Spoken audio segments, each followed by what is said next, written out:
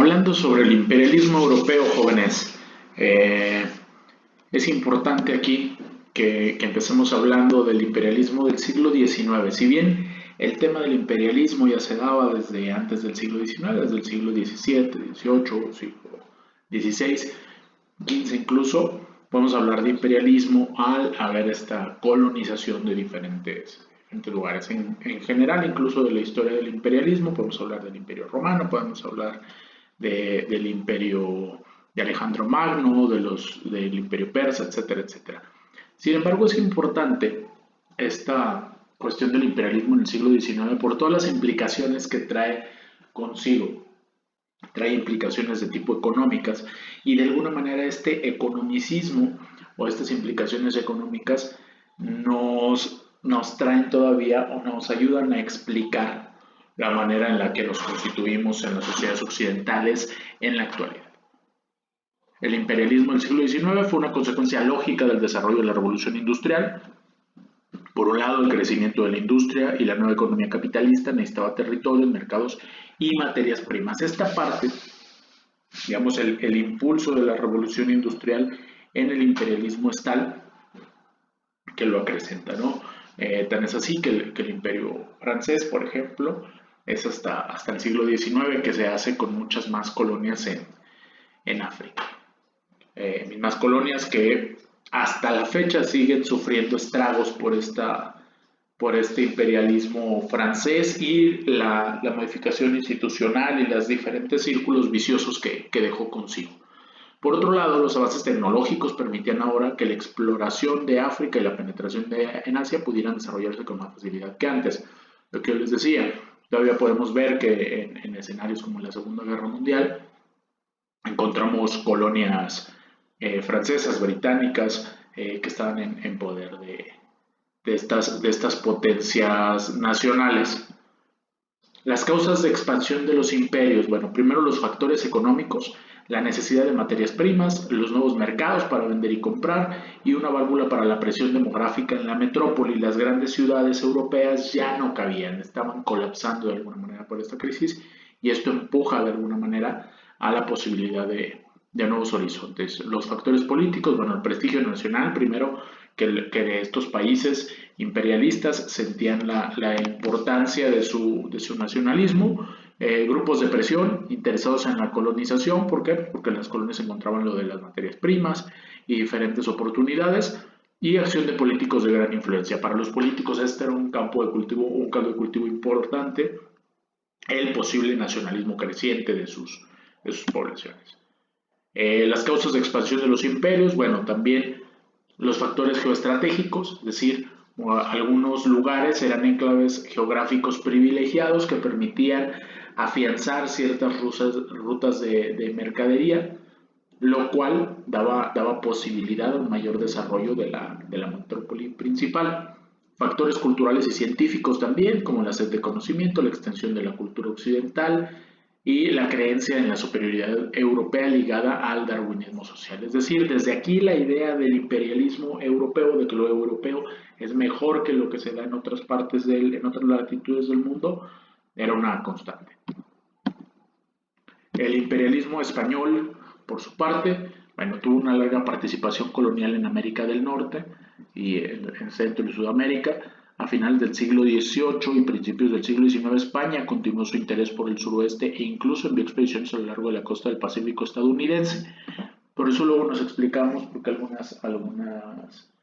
algunos países como las Filipinas siguen hablando español, siguen entendiendo todavía mejor el español, aun cuando sus lenguas nativas son tan distintas, ¿no? Los motivos españoles en América se hicieron eco y se enfocaban en primero oro, la extracción de oro, el tener esclavos trabajando ahí, la producción de exóticos y un profundo deseo de difundir la versión católica del cristianismo. Esta evangelización también era parte de esta superioridad europea, tratándola de reflejar en las colonias. El imperialismo francés, por su parte, también se establecieron en Senegal, en África Occidental, Chandernagor, Pondicherry en India y el Océano Índico. ¿no? Es decir, los franceses también expandieron su dominio en varias tierras, tanto de Asia como de África y en América, incluso sobre todo en la parte de las Antillas. La ocupación francesa de América del Norte, establecida en el siglo XVII, llegó a su fin tras su derrota en la Guerra de los Siete Años entre el 1756 y 1763. Todavía quedan vestigios, digamos, de esta cultura francófona. La gran expansión imperial francesa no volvería a ocurrir hasta la década de 1830, cuando comenzó su toma de control de Argelia en el norte de África, ¿no? También la importancia, y ahí vemos, por ejemplo, en películas como sobre King Kong, sobre Tarzán, esta parte del imperialismo europeo y la forma en la que ven al otro, la forma en la que contemplan al otro como un ser inferior, como alguien no desarrollado y ellos con las máquinas, con la tecnología del momento, bueno, como seres superiores y que tenían esa obligación incluso moral de tutelar a otras poblaciones. El imperialismo británico, que es digamos el más representativo del imperialismo europeo, la Gran Bretaña ya era la mayor potencia imperial antes de que ocurriera el impulso de la expansión imperial a finales del siglo XIX. El imperialismo británico se caracterizó a menudo por las actividades de empresas privadas, las llamadas compañías, a las que se les habían otorgado permisos para explorar, comerciar y establecer asentamientos en todo el mundo. Entonces, estas grandes compañías, que son el antecedente histórico de las corporaciones, tenían esta posibilidad. A medida que la presencia británica se hizo más fuerte en América del Norte y las Indias Occidentales, creció un comercio triangular extremadamente rentable. E incluso hablando de África, ¿no? Donde hablaban de África, América y Europa, como ese triángulo pudo ser muchísimo más, todavía pudo ser mucho más fructífero en el sentido de la explotación de esclavos, de las materias primas en otro lugar y en el otro lugar se enriquece, ¿no? África ponía los esclavos, América ponía los recursos naturales y Europa ponía la bolsa. A principios del siglo XIX solo había una verdadera potencia industrial, Gran Bretaña, ¿no? Dado que la revolución industrial en el siglo XVIII se desarrolla principalmente en Gran Bretaña, bueno, era el imperio preponderante a inicios del siglo XIX. El imperio otomano emprendió una importante actividad imperial dentro de la propia Europa. Los turcos otomanos lograron apoderarse de los diversos pequeños estados que habían surgido tras el declive del imperio seleucida. Bueno, Seleuco ya después de un buen tiempo, ¿no? Estamos hablando del Imperio Otomano desde, si mal no recuerdo, por ahí del siglo I o II después de Cristo, que el Imperio Otomano empieza a tomar fuerza, ¿no? Fue un imperio que duró, digamos, hasta principios del siglo XX, hasta posterior después de la Primera Guerra Mundial, perdón.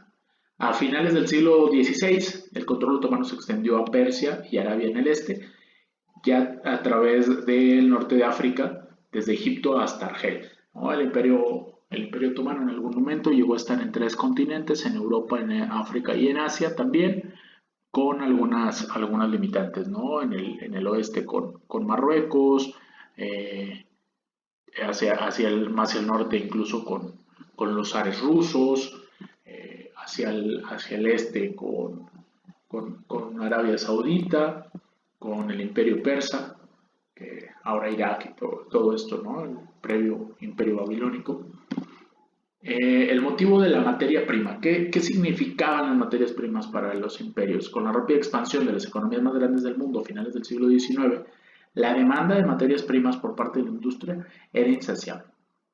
Las economías europeas habían florecido sobre la base de su suministro de carbón y minerales que extraían de sus colonias, su experiencia comercial y su mano de obra calificada, ¿no? Ahí la explotación de los obreros eran los obreros europeos, pero acá se tenían esclavos, ¿no? Y la materia prima era prácticamente gratis. La lógica del imperialismo era clara. Si la economía de la madre patria iba a garantizar un suministro ininterrumpido de materias primas baratas, necesitaba tener el control político y militar de las fuentes de esas materias primas, es decir, de sus colonias. Ese control político y militar era trascendental para poder tener estas materias primas. Y bajo esta lógica podemos entender el imperialismo incluso estadounidense y por qué incluso la creación de ciertas guerras para desestabilizar algunos algunos territorios tienen que ver con esta necesidad de las materias primas, petróleo, ¿sí? Agua. Todo este tipo de materias primas o rutas comerciales les permiten o les obligan a los imperios a desestabilizar en el caso de que no tengan ya el control político y militar. Si lo tienen, el tema es mantenerlo. John Hobson argumentó que las economías de Europa estaban en conflicto y que el imperialismo fue visto como una solución, es decir, la expansión territorial y el control de diferentes colonias fue parte de esta solución a una, digamos, implosión en Europa con la base de la revolución industrial. Argumentó que si no hubiera existido la presión interna para la inversión, es decir, ya había una producción importante, ahora qué hacíamos, ahora cómo lo expandíamos, habría habido poco interés del gobierno en buscar colonias en el extranjero. Fue el deseo de una mayor inversión lo que llevó a las grandes potencias a colonizar otros estados. Hobson argumentó además que los financieros europeos manipularon a los partidarios del imperialismo para presionar por la adquisición de colonias, es decir, fueron estos industriales, ya había dinero, ya había riqueza, ahora cómo le hacemos para incrementarla todavía más, no nos podemos quedar con ella estancada, ¿no? La lógica del capital tiene que ver con el movimiento perpetuo del propio capital y su propia reproducción. Un estadista ambicioso, un soldado fronterizo, un misionero demasiado entusiasta, un comerciante que empuja, puede iniciar un paso de expansión imperial, puede ayudar a educar a la opinión pública patriótica sobre la urgente necesidad de algún nuevo avance, pero la determinación final descansa en el poder financiero. Si quieren que algo crezca y que haya nuevas empresas y que haya nuevos mercados y que haya nuevos lugares hacia donde expandirse, es a través del poder financiero. Esto lo tiene muy claro Hobson y eso nos ayuda a entender la lógica del propio capitalismo. Extenderá y tratará de expandir cuando ya no existan tierras a otra manera de reproducir el capital. El imperialismo y el nacionalismo. El nacionalismo fue a menudo explotado por líderes políticos que buscaban popularidad. Se enseñó en las escuelas y se promovió en los periódicos a poblaciones cada vez más alfabetizadas, si no es que sofisticadas. El imperialismo, por decirlo de alguna manera, parecía ser el resultado natural del nacionalismo. Si mi nación es la mejor de entre todas, o si una nación ya era grande, si el orgullo por el país y la raza de uno importaban tanto, se seguía que una nación entonces debería establecer su lugar en el mundo. Este fue en gran medida un punto de vista adoptado por los líderes europeos a finales del siglo XIX y este europeísmo y esta importancia de que si se fijan, estamos hablando finales del siglo XIX y esos son aquellos antecesores de nuestros bisabuelos que nos enseñan la importancia de Europa como esta potencia y este punto de referencia en el desarrollo y en la evolución, digamos, de las sociedades. Otro factor que entró en el camino hacia el imperialismo fue el tema del poder naval. El poder naval en Gran Bretaña le había permitido crear un enorme imperio. Esta capacidad naval heredada de los vikingos y cualquier otra potencia que quisiera ingresar a la carrera imperialista no tuvo más remedio que desarrollar su propia armada, su propia fuerza marina, su propia flotilla, etc. Si una potencia rival iniciaba un programa de expansión naval, Gran Bretaña vería esto como una amenaza tanto a su seguridad nacional como para su imperio y entonces estábamos en conflicto porque me estás haciendo la competencia, algo así como lo que tienen las grandes potencias actualmente con el tema nuclear. Y lo han tenido desde mitades del siglo XX, ¿no?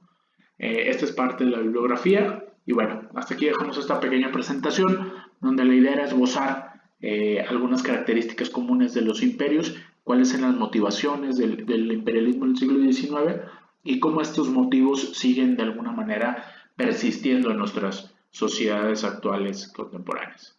Gracias, jóvenes.